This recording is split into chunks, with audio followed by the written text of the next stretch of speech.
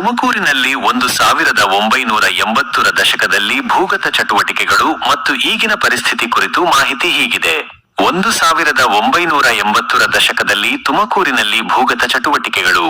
1980ರ ದಶಕದಲ್ಲಿ ಬೆಂಗಳೂರಿನಲ್ಲಿ ಭೂಗತ ಲೋಕವು ತನ್ನ ಉತ್ತುಂಗದಲ್ಲಿತ್ತು ಮತ್ತು ಈ ಚಟುವಟಿಕೆಗಳು ತುಮಕೂರಿನಂತಹ ಹತ್ತಿರದ ಪ್ರದೇಶಗಳಿಗೂ ವಿಸ್ತರಿಸಿದ್ದವು.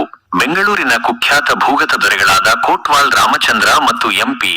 ಜಯರಾಜ್ ಅವರಂತಹವರು ತುಮಕೂರಿನೊಂದಿಗೆ ಸಂಪರ್ಕ ಹೊಂದಿದ್ದರು. ಉದಾಹರಣೆಗೆ ಕೋಟ್ವಾಲ್ ರಾಮಚಂದ್ರನನ್ನು ಕೊರಟಗೆರೆ ತಾಲ್ಲೂಕಿನ ಅಲ್ಲಾಲಸಂದ್ರ ಗ್ರಾಮದ ಫಾರ್ಮ್ ಹೌಸ್ನಲ್ಲಿ ಕೊಲ್ಲಲಾಯಿತು.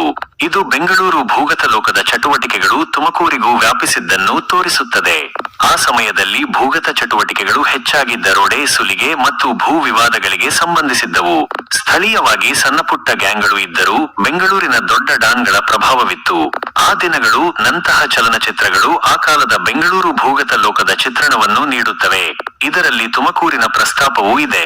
ತುಮಕೂರು ಮತ್ತು ಬೆಂಗಳೂರಿನ ಒಡನಾಟ 1980ರ ದಶಕದಲ್ಲಿ ಬೆಂಗಳೂರಿನ ಭೂಗತ ಲೋಕದ ಪ್ರಮುಖ ವ್ಯಕ್ತಿಗಳು ತುಮಕೂರಿನಲ್ಲಿ ಆಶ್ರಯ ಪಡೆಯುತ್ತಿದ್ದರು ಅಥವಾ ತಮ್ಮ ಚಟುವಟಿಕೆಗಳನ್ನು ನಡೆಸುತ್ತಿದ್ದರು. ಇದರಿಂದ ತುಮಕೂರಿನಲ್ಲಿಯೂ ಅಪರಾಧ ಚಟುವಟಿಕೆಗಳಿಗೆ ಸಂಬಂಧಿಸಿದಂತೆ ಬೆಂಗಳೂರಿನ ಪ್ರಭಾವವಿತ್ತು. ರಿಯಲ್ ಎಸ್ಟೇಟ್ ವ್ಯವಹಾರಗಳು, ಸುಲಿಗೆ ಮತ್ತು ರಾಜಕೀಯ ಸಂಪರ್ಕಗಳು ಎರಡೂ ನಗರಗಳ ನಡುವೆ ಭೂಗತ ಒಡನಾಟಕ್ಕೆ ಕಾರಣವಾಗಿದ್ದವು. ಬೆಂಗಳೂರಿನಲ್ಲಿ ನಡೆಯುವ ಗ್ಯಾಂಗ್ ವಾರ್ಗಳ ಪರಿಣಾಮ ತುಮಕೂರಿನಲ್ಲಿಯೂ ಕಾಣಿಸುತ್ತಿತ್ತು. ಇವತ್ತು ಭೂಗತ ಚಟುವಟಿಕೆಗಳು ಹೇಗಿವೆ? ಸ್ವರೂಪದಲ್ಲಿ ಬದಲಾವಣೆ. 1980ರ ದಶಕಕ್ಕೆ ಹೋಲಿಸಿದರೆ ಈಗ ಭೂಗತ ಚಟುವಟಿಕೆಗಳ ಸ್ವರೂಪ ಗಣನೀಯವಾಗಿ ಬದಲಾಗಿದೆ. ನೇರ ಹಿಂಸಾಚಾರ ಮತ್ತು ಗ್ಯಾಂಗ್ ವಾರ್ಗಳು ಕಡಿಮೆಯಾಗಿವೆ. ರಿಯಲ್ ಎಸ್ಟೇಟ್ ಮತ್ತು ರಾಜಕೀಯ ಸಂಪರ್ಕ. ಪ್ರಸ್ತುತ ಭೂಗತ ಚಟುವಟಿಕೆಗಳು ಹೆಚ್ಚಾಗಿ ರಿಯಲ್ ಎಸ್ಟೇಟ್ ವ್ಯವಹಾರಗಳು, ರಾಜಕೀಯ ಪ್ರಭಾವ ಮತ್ತು ಆರ್ಥಿಕ ಅಪರಾಧಗಳ ಮೇಲೆ ಕೇಂದ್ರೀಕೃತವಾಗಿವೆ. ಅನೇಕ ಹಳೆಯ ಡಾನ್ಗಳು ಈಗ ರಿಯಲ್ ಎಸ್ಟೇಟ್ ಅಥವಾ ರಾಜಕೀಯದಲ್ಲಿ ಸಕ್ರಿಯರಾಗಿದ್ದಾರೆ. ಪೊಲೀಸ್ ಇಲಾಖೆಯ ಪಾತ್ರ. ಪೊಲೀಸ್ ಇಲಾಖೆಯು ಭೂಗತ ಚಟುವಟಿಕೆಗಳನ್ನು ಹತ್ತಿಕ್ಕುವಲ್ಲಿ ಯಶಸ್ವಿಯಾಗಿದೆ.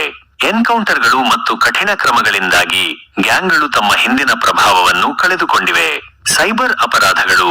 ಈಗ ಸೈಬರ್ ಅಪರಾಧಗಳು, ಆನ್ಲೈನ್ ವಂಚನೆಗಳು ಮತ್ತು ಮಾದಕ ವಸ್ತು ಜಾಲಗಳು ಭೂಗತ ಚಟುವಟಿಕೆಗಳ ಹೊಸ ಮುಖಗಳಾಗಿವೆ.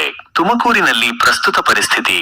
ತುಮಕೂರಿನಲ್ಲಿ ಈಗಲೂ ಸಣ್ಣಪುಟ್ಟ ಅಪರಾಧ ಚಟುವಟಿಕೆಗಳು ನಡೆಯುತ್ತವೆಯಾದರೂ 1980ರ ದಶಕದಂತಹ ದೊಡ್ಡ ಪ್ರಮಾಣದ ಭೂಗತ ಸಾಮ್ರಾಜ್ಯದ ಪ್ರಭಾವ ಕಡಿಮೆಯಾಗಿದೆ.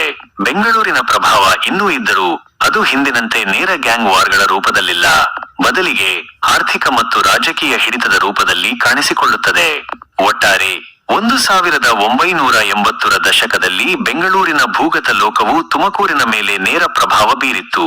ಈಗ ಚಟುವಟಿಕೆಗಳು ಕಡಿಮೆ ಹಿಂಸಾತ್ಮಕವಾಗಿ, ಹೆಚ್ಚು ವ್ಯವಸ್ಥಿತವಾಗಿ ಮತ್ತು ಮುಖ್ಯವಾಗಿ ರಿಯಲ್ ಎಸ್ಟೇಟ್, ರಾಜಕೀಯ ಹಾಗೂ ಸೈಬರ್ ಅಪರಾಧಗಳ ಮೇಲೆ ಕೇಂದ್ರೀಕೃತವಾಗಿವೆ.